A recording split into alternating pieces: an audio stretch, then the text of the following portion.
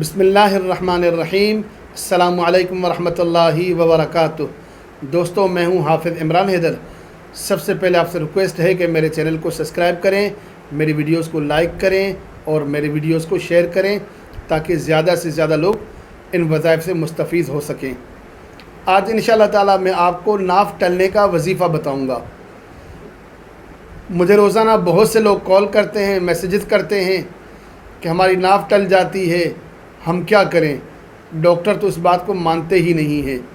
Doctor ناف ٹلنے کو کوئی بیماری سمجھتے ہی نہیں ہیں، لیکن لوگوں کو یہ مسئلہ ہوتا ہے، تکلیف ہوتی ہے، ناف ٹل جاتی ہے، شدید تکلیف ہوتی ہے، اس کے بعد موشن ہوتے ہیں، پنڈلیوں میں درد ہوتا ہے، مختلف لوگوں کو مختلف تکلیف ہوتی ہے، بہت سی اس کی الگ الگ سی علامات ہیں۔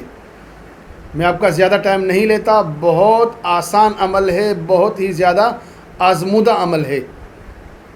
یہ عمل میں نے پہلے بھی کچھ عرصہ پہلے بتایا تھا، 5-6 سال پہلے عمل میں نے بتایا تھا، جس کو میرے چینل کے اوپر تقریباً 48,000 لوگ اب تک اس عمل کو دیکھ چکے ہیں، فائدہ لے چکے ہیں۔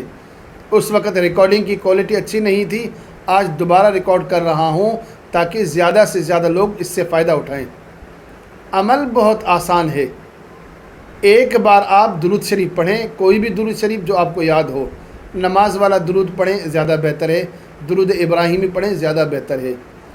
اس کے بعد 3 بار سورہ کوثر، انا اعطیناک الکوثر، ایک بار درود ابراہیمی، 3 بار سورہ کوثر پڑھیں گے بسم اللہ کے ساتھ۔